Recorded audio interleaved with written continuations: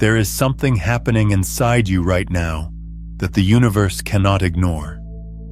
Not because you decided to watch this video, not because you set an intention or lit a candle or whispered an affirmation into the dark. Something far stranger than that. Something that has been building in you for weeks, maybe months, maybe your entire life. And tonight, it crosses a threshold that sends a signal so loud, so dissonant, so utterly foreign to the pattern the cosmos has come to expect from you, that the field around you has no choice but to reorganize. And the part that will unsettle you is this. You will not be doing anything dramatic. You will not be manifesting harder. You will not be forcing a breakthrough. What you will be doing is so quiet, so internal, so imperceptible to anyone watching you from the outside that it barely looks like behavior at all. But the cosmos does not measure behavior the way people do. It does not watch your actions. It reads your frequency. And when that frequency shifts in a way that contradicts the signature you have been broadcasting for years, the universe does not just notice. It recoils. It recalibrates. It scrambles to catch up with the version of you it was not prepared for. Tonight, that is exactly what happens. But to understand why, we need to go somewhere most people never think to look. We need to go to the space between what you do and what you are. Because that gap, that tiny, invisible distance between the self you perform and the self that hums beneath the performance, is where the real signal lives. And it is that signal, not your words, not your vision board, not your carefully curated goals, that the cosmos is actually listening to. Let me take you into a specific moment. You know the one. It is late. The house is quiet. The obligations of the day have dissolved. The mask you wear for other people has slipped off because there is no one left to wear it for. And in that silence, something surfaces. Not a thought exactly, more like a texture, a feeling tone. It is the frequency you default to when nothing external is shaping you. Some people, in that moment, feel a low hum of anxiety, a dull, familiar dread about tomorrow. Others feel emptiness, a kind of hollow stillness that is not peace but absence. And some, though they would never say it out loud, feel a quiet grief, and not for something lost, but for something never fully inhabited. A version of themselves they have glimpsed but never sustained. That late-night frequency is not random. It is your baseline. It is the signal you broadcast when the conscious mind stops managing the transmission. And here is what makes it so powerful. If you've been doing everything right and reality still hasn't shifted, this is the one thing nobody has told you. You meditate, you visualize, you affirm every single morning, and still, somehow, the life you're calling in stays just out of reach. It is not your effort. It is not your mindset. There is something underneath all of it, quietly running the show.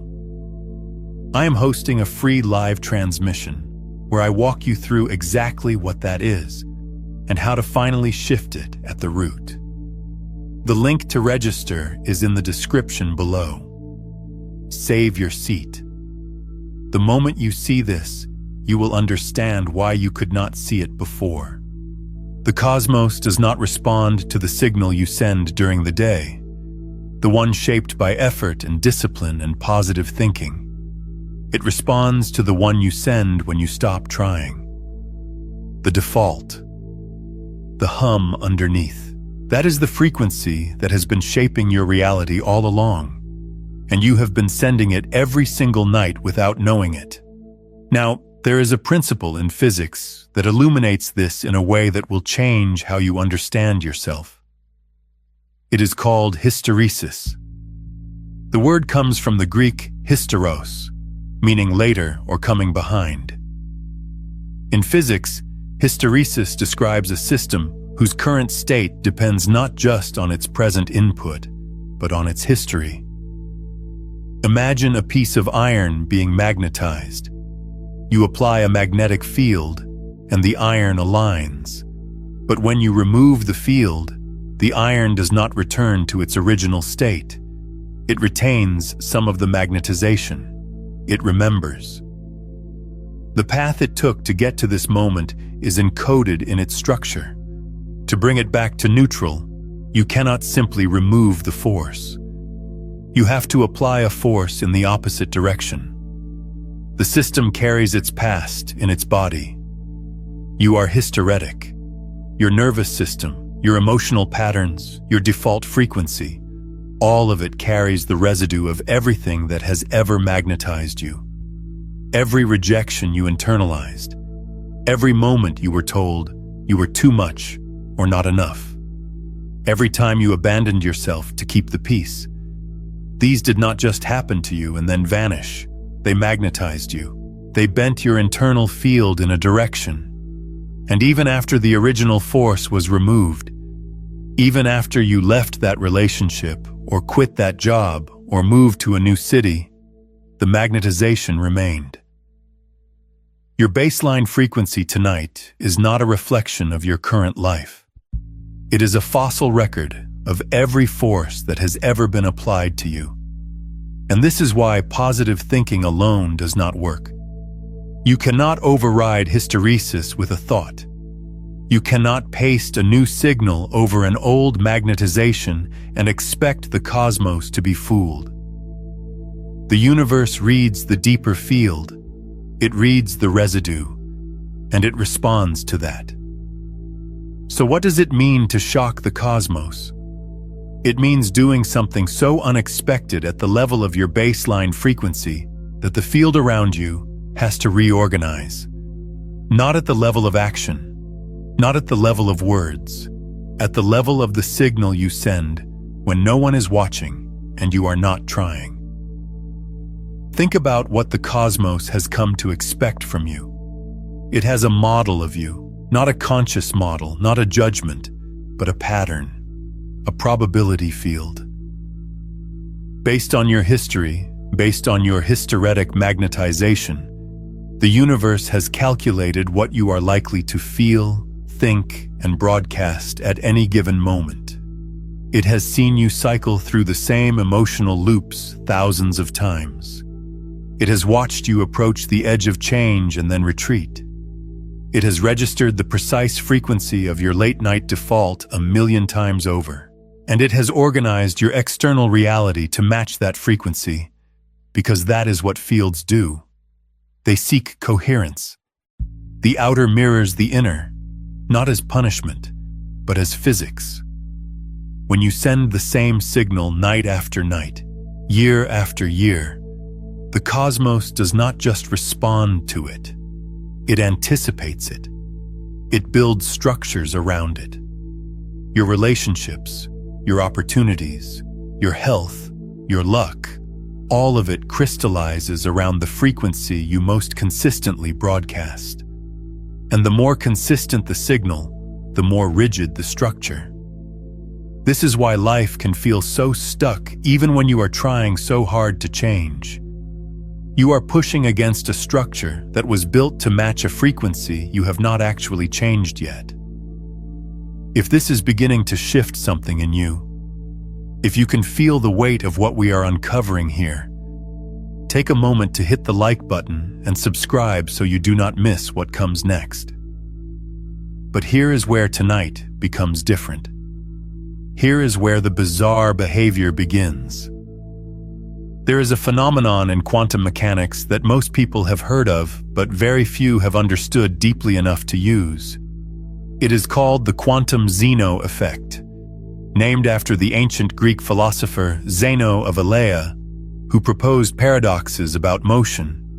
The quantum Zeno effect describes what happens when you observe a quantum system frequently enough.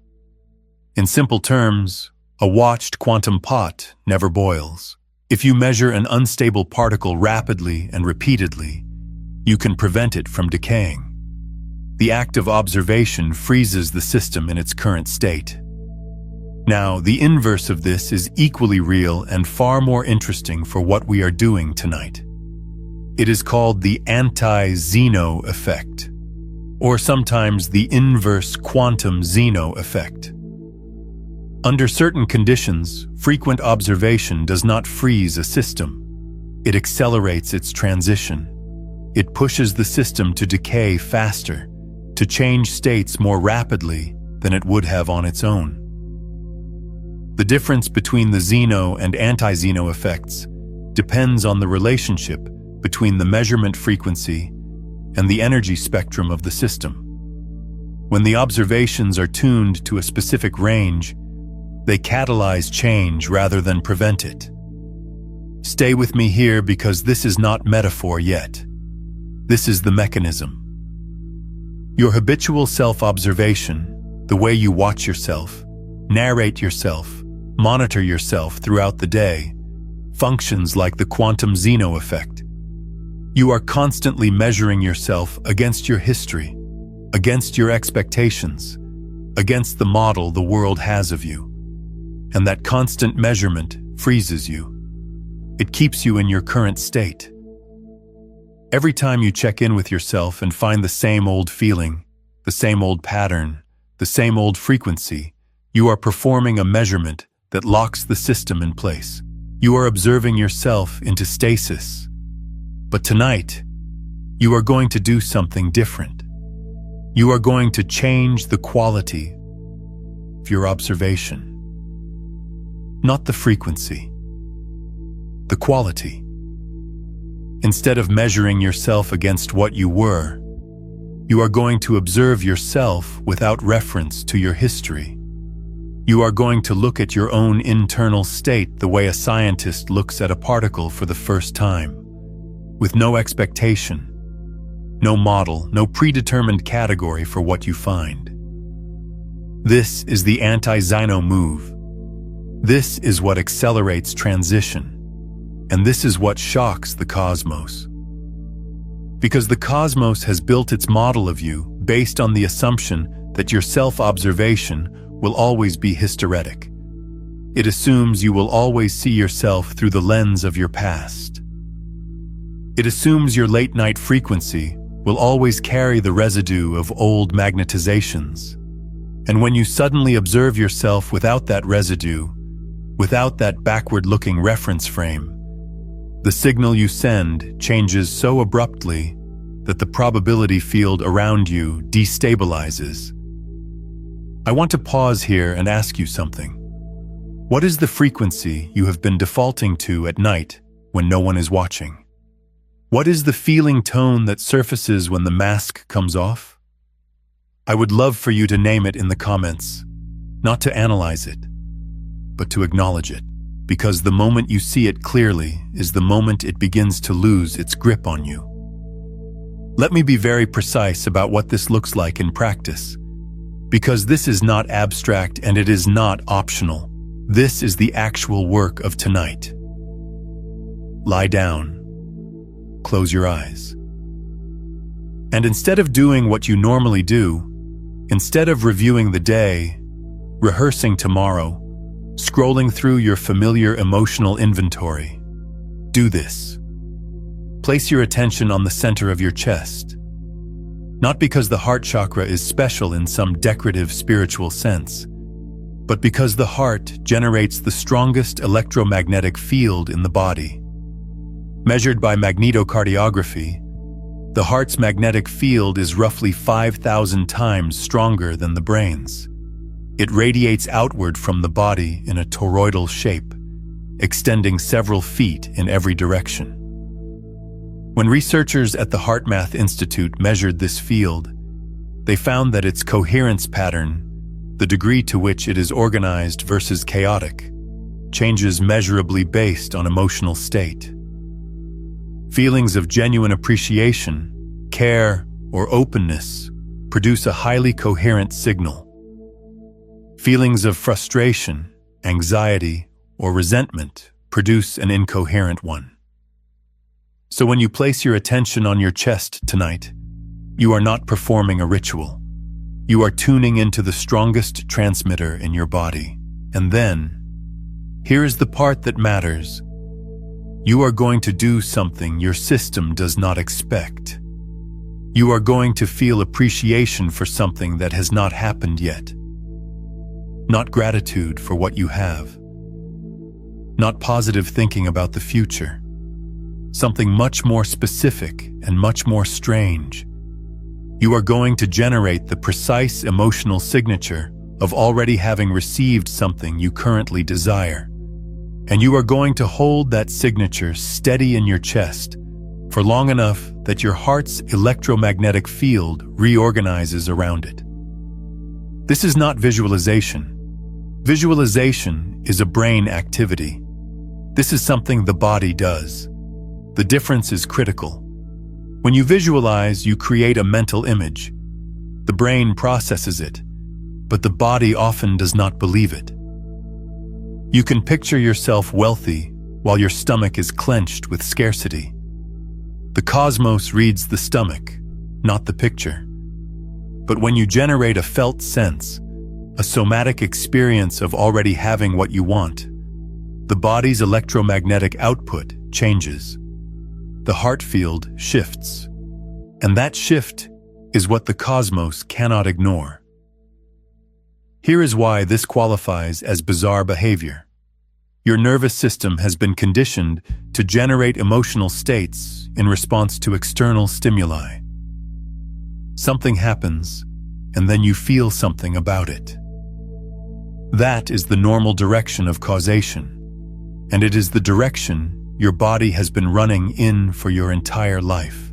When you reverse that direction, when you generate the emotional state first, before the corresponding external event, your nervous system does not know what to do with it. It registers a profound mismatch. The feeling is real. The body can verify that. But the cause is missing. There is no external event to anchor it to. This mismatch is the shock. Not a shock to you, a shock to the field. Your nervous system is part of a larger system. It does not operate in isolation. Every electromagnetic signal your heart produces interacts with the ambient field around you. In 2015, a study published in the International Journal of Environmental Research and Public Health documented measurable correlations between human autonomic nervous system activity and changes in the Earth's geomagnetic field. The researchers found that the human body is not merely affected by external fields, it participates in them. Your heart's signal is part of a conversation with the larger electromagnetic environment. When that signal changes abruptly, the conversation changes. This is what it means to shock the cosmos. You are not shouting at the universe. You are changing your side of an ongoing electromagnetic dialogue so suddenly and so fundamentally that the other side has to respond. Now, I want to address something that might be surfacing in you right now. A resistance, a quiet voice that says this cannot possibly work, that feelings do not change reality, that the universe does not care about your emotional state. I want to honor that voice because it is not stupid. It is hysteretic. It is the residue of a worldview that was magnetized into you by a culture that separates inner from outer, mind from matter, feeling from physics. That separation is itself a belief, and it is one that quantum mechanics has been quietly dismantling for a century. Consider the measurement problem. In quantum mechanics, the state of a particle is not determined until it is measured. Before measurement, a particle exists in superposition, a mathematical description of all possible states simultaneously. The act of measurement does not reveal a pre-existing state. It participates in the creation of the state that emerges. This is not interpretation. This is the standard mathematical formalism of quantum theory. The wave function does not contain a hidden answer that measurement uncovers. Measurement is part of the process that produces the answer. Now, physicists argue fiercely about what this means at larger scales. Does consciousness play a role? Is it the apparatus that matters, not the observer? These are real debates, and I am not going to pretend they are settled. But here is what is not debatable. At the most fundamental level of physical reality, the act of observation is not passive. It is participatory. And if that is true at the quantum scale, the question is not whether it scales up. The question is, what mechanism would prevent it from scaling up? No one has found that mechanism. So when you lie in bed tonight and generate a feeling state that has no external cause, you are doing something that the deepest physics we have says is not impossible. You are participating in the creation of a state rather than passively waiting for one to be revealed to you. And the bizarre part, the part that shocks the cosmos, is that you are doing it from the one place the universe least expects it, your late-night default, the frequency you have been sending unchanged for years. Let me take you deeper into the practice now, because there are layers to this that most people miss. When you generate the feeling of already having received what you desire, your mind will try to hijack the process. It will want to know how. It will want to construct a narrative.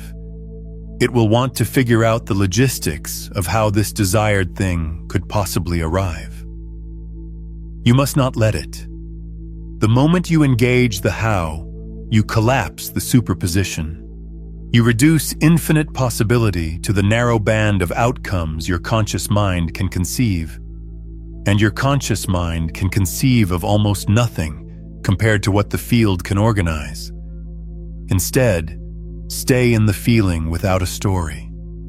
This is extraordinarily difficult, and that difficulty is precisely what makes it powerful. Your nervous system is addicted to narrative. It wants a cause for every effect, a reason for every feeling, a story for every state.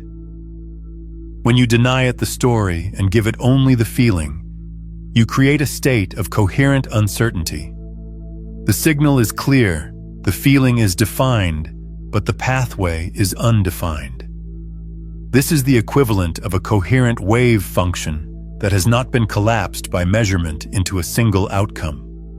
You are broadcasting a clear frequency without specifying the form it should take. And this is where the cosmos gets bizarre in return. Because when you send a coherent signal without a specified form, the field does not just respond. It responds through pathways you could not have predicted, could not have planned, could not have engineered with your conscious mind. People call these synchronicities. They call them coincidences. They call them luck. But they are none of those things. They are the field reorganizing around a new signal, finding the most efficient pathways to bring form to a frequency that did not exist in your broadcast until tonight. This is why the title of this video says, "Your behavior shocks the cosmos." Because from the universe's perspective, what you are doing tonight is genuinely anomalous. You are a system that has been sending the same signal for years, and suddenly, without any external cause, without any change in circumstance, without any event to justify it, the signal changes. The cosmos has no model for this. Its probability calculations about you were based on your history, on your hysteresis, on the assumption that your past would continue to predict your future. And in one night, you broke the pattern. If you have ever experienced a moment like this, a night where something inside you shifted and the external world rearranged in ways you could not explain, Tell me about it in the comments. Those stories are not just personal.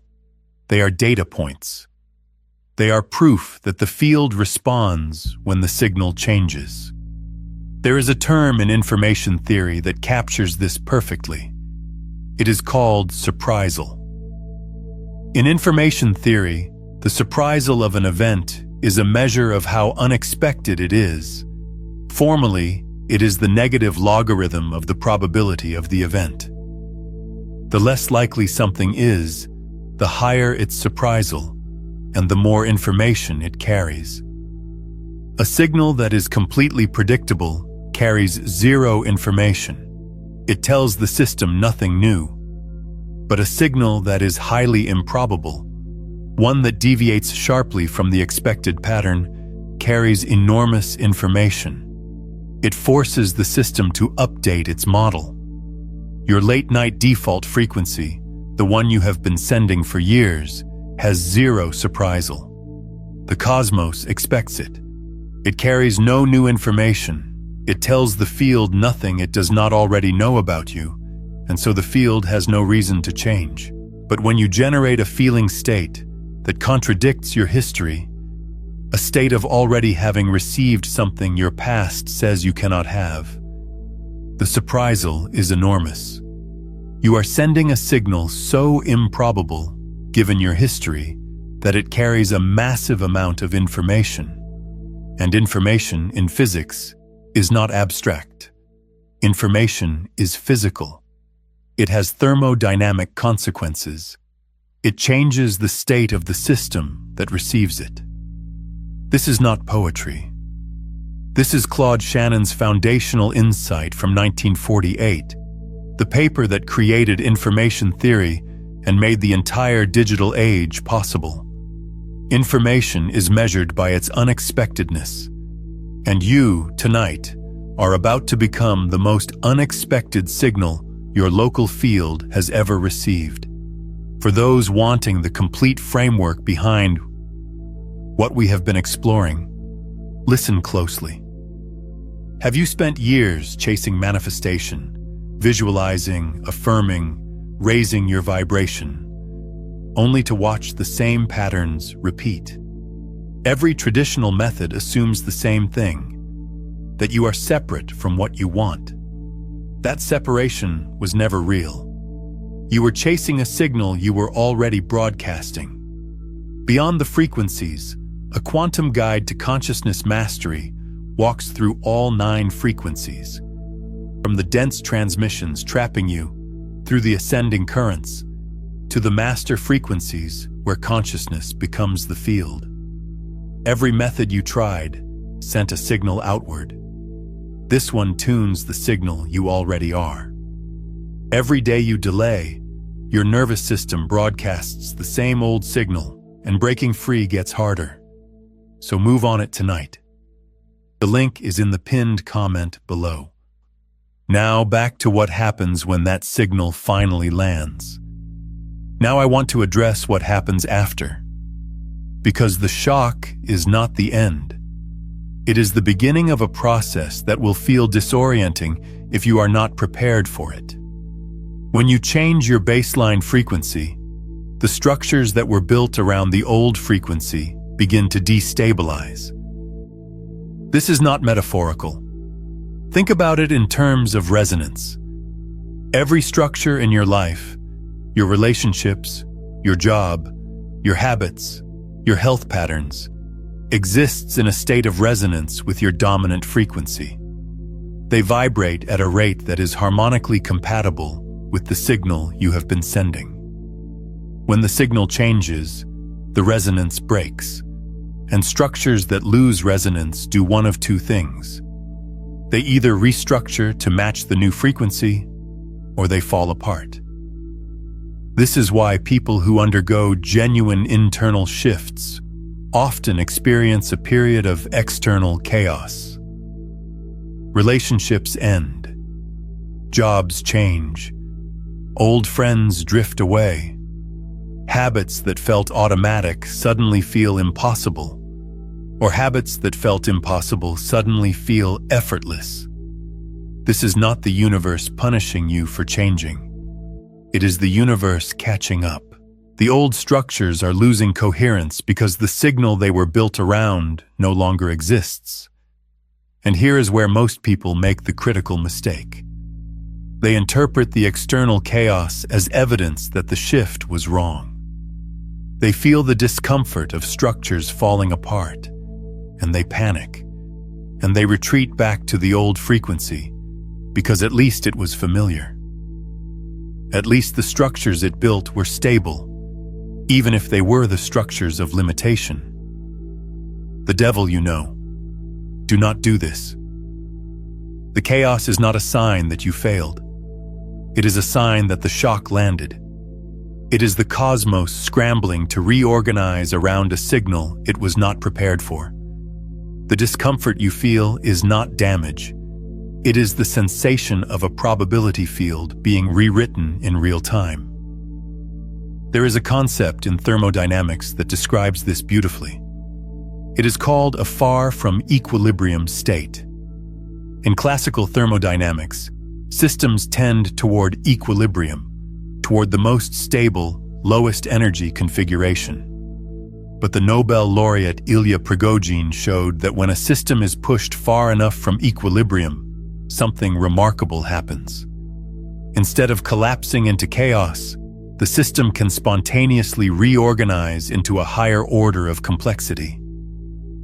Prigogine called these dissipative structures, systems that maintain their organization by continuously dissipating energy. They are more complex, more dynamic, and more alive than the equilibrium state they replaced. You are a dissipative structure. When you push your internal frequency far enough from its habitual equilibrium, you do not collapse. You reorganize. But the reorganization requires passing through a phase of apparent disorder. The old pattern has to dissolve before the new one can crystallize. And that dissolution feels like chaos, like loss, like everything falling apart. It is not falling apart. It is falling together in a pattern too complex for your conscious mind to track. So tonight, when you lie down and generate the feeling of already having received what you desire, know that you are not just sending a signal. You are initiating a phase transition. You are pushing your system far from its hysteretic equilibrium. And the cosmos, which has been expecting the same old signal from you, is about to receive something it has never received before. Let me give you the practice now in its full form, because the details matter. Find your position. Lying down is best because it removes the body's need to maintain posture, which frees the nervous system to focus entirely on the internal work. Close your eyes. Take 3 breaths that are longer on the exhale than the inhale. Not dramatically longer, just enough that the exhale extends a beat or two past the inhale. This is not decorative. The exhale activates the parasympathetic nervous system, the branch responsible for rest, repair, and receptivity. You are physiologically shifting your nervous system from a state of doing to a state of receiving. Now, place your attention on the center of your chest, not your thoughts about your chest, your actual felt sense of the area behind your sternum. You might feel warmth. You might feel pressure. You might feel nothing at first. Stay with it. The felt sense will emerge if you give it space. Next, and this is the critical step, call to mind something you deeply desire. Not the image of it, not the logistics of it, the feeling of already having it. If you desire deep connection, feel what it feels like to be held by someone who truly knows you.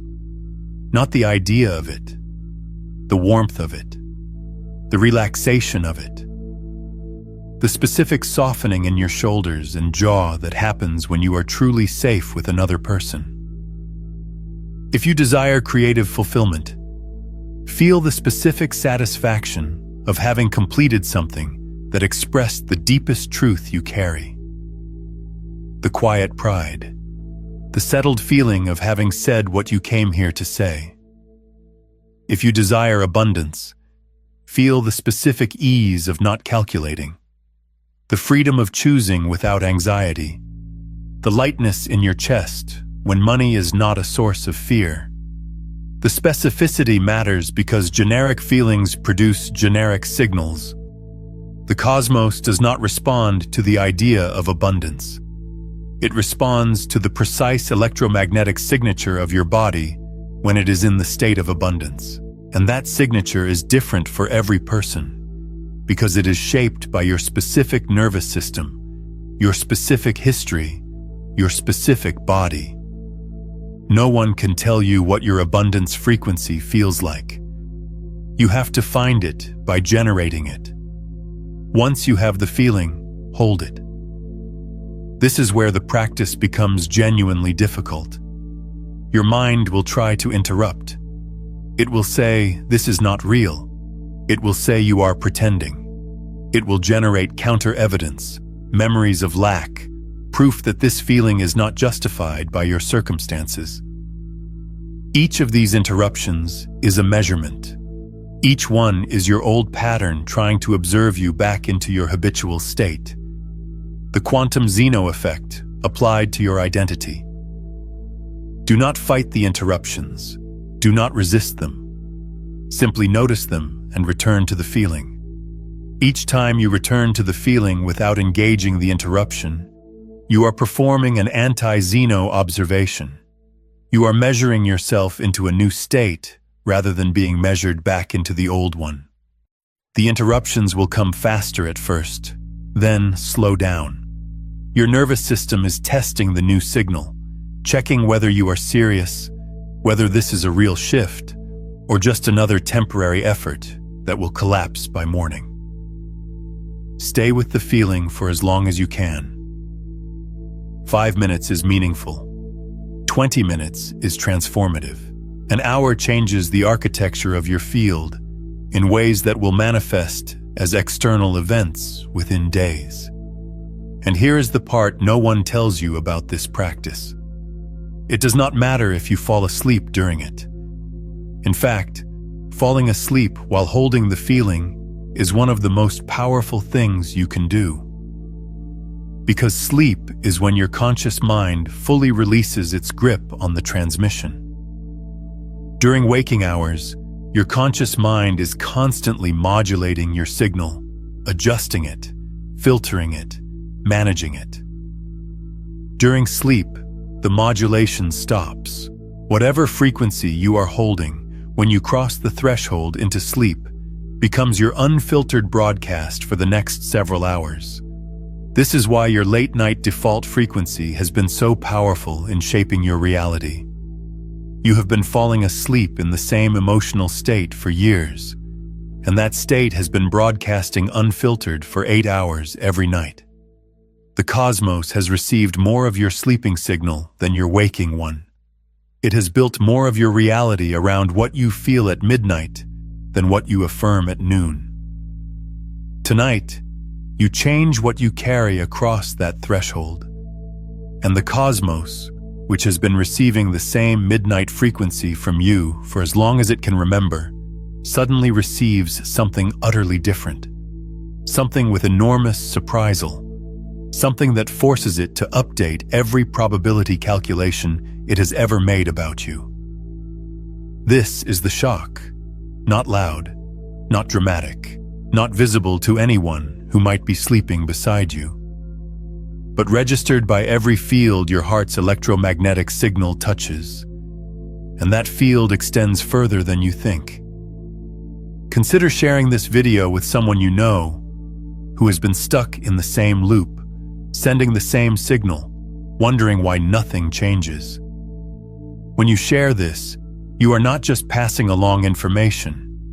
You are extending the frequency shift outward, creating a ripple in the field that reinforces your own new signal while awakening the same potential in someone else.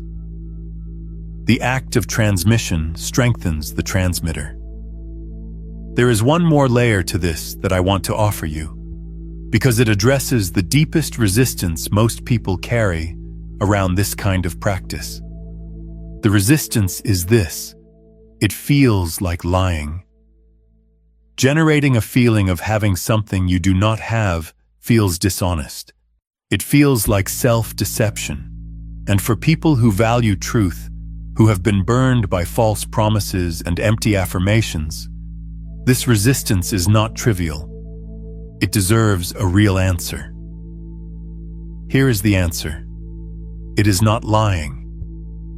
It is remembering. Consider what quantum field theory tells us about the vacuum state. What we call empty space is not empty. It is a seething ocean of potential, filled with virtual particles that pop in and out of existence, fields that fluctuate even at their lowest energy state.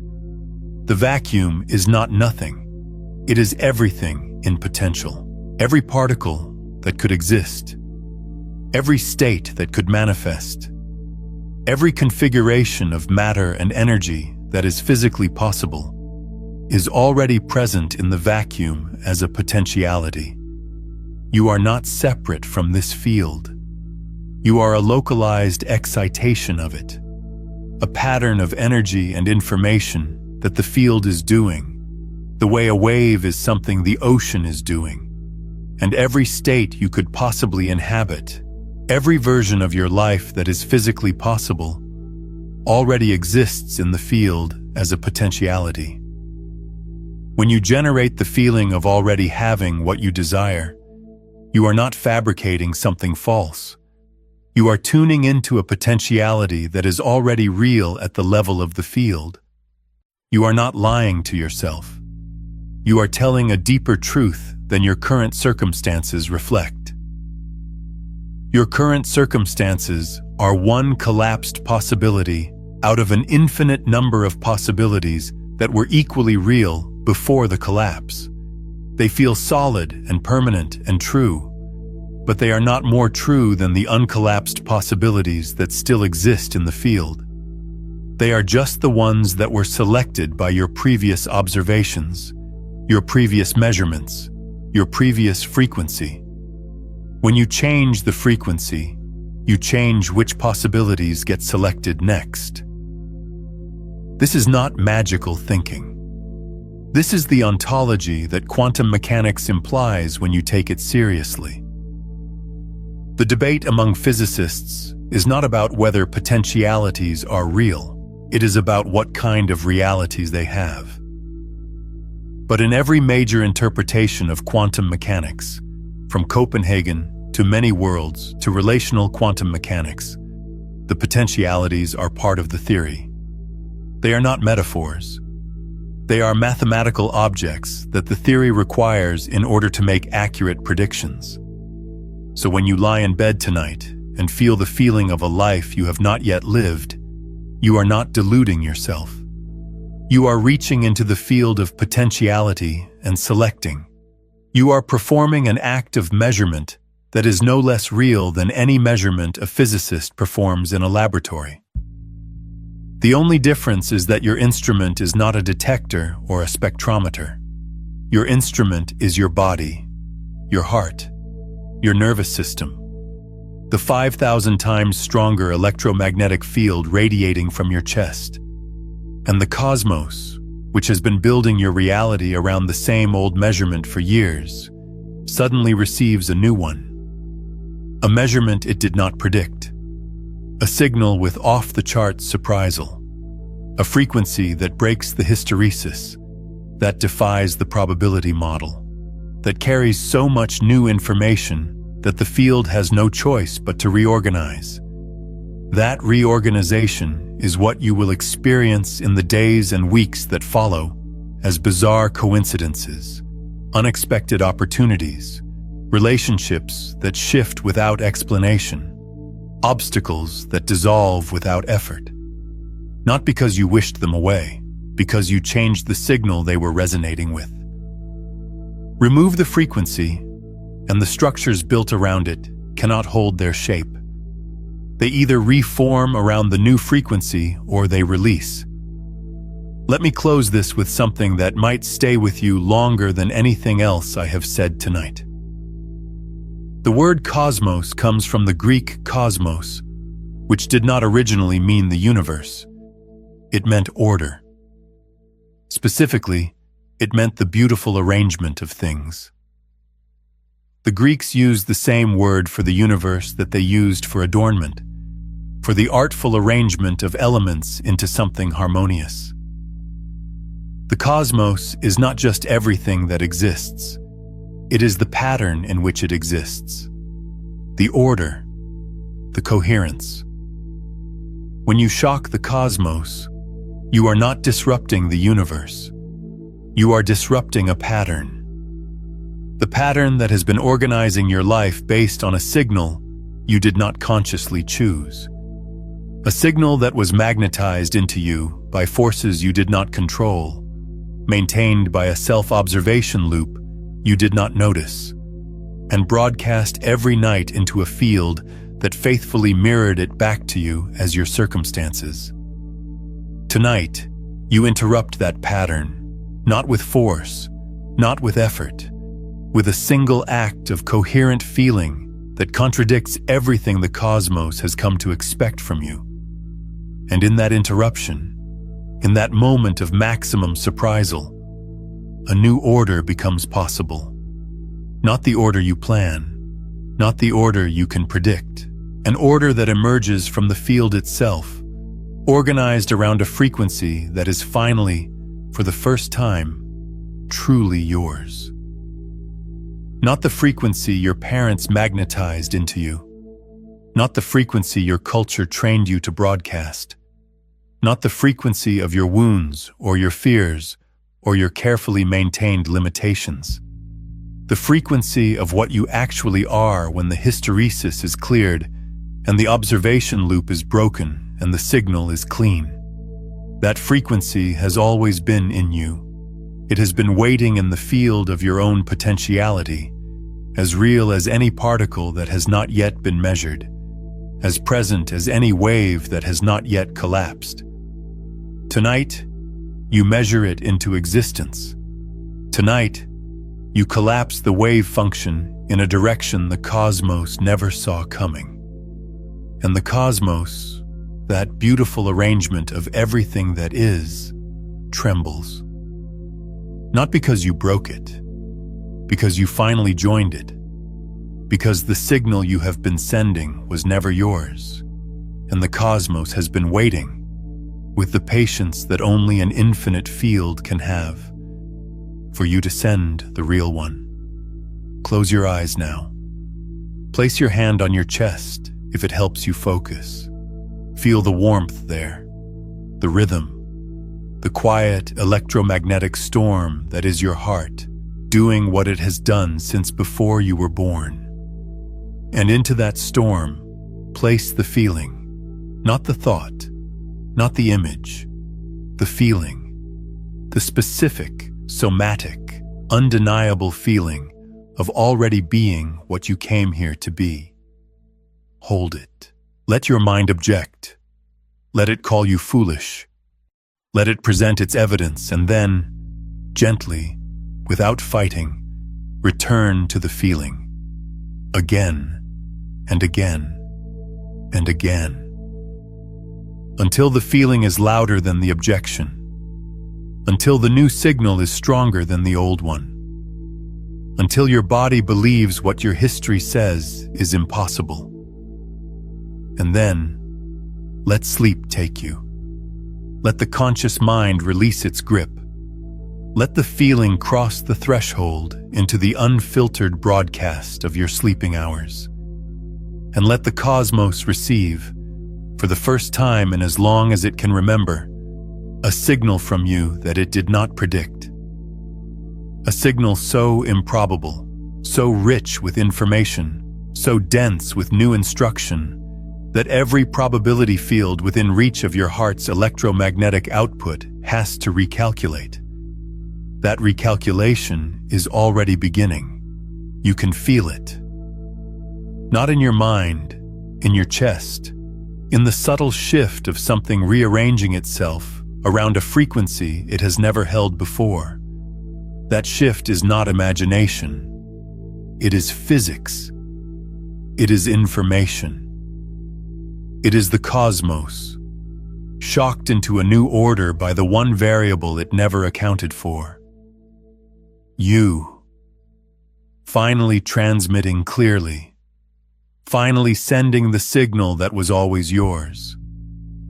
Finally bizarre enough, finally unexpected enough, finally coherent enough to make the beautiful arrangement of everything that is stop, recalibrate, and build something new. Not tomorrow. Now. In the dark. In the quiet. In the space between one breath and the next, where the old frequency ends and the new one has not yet been named.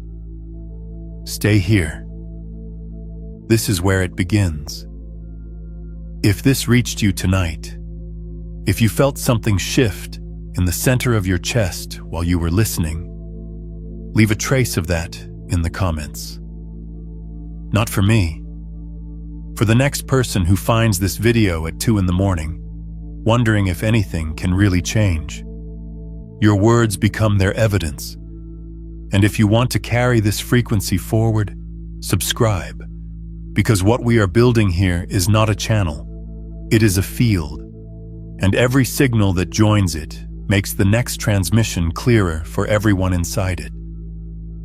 Stay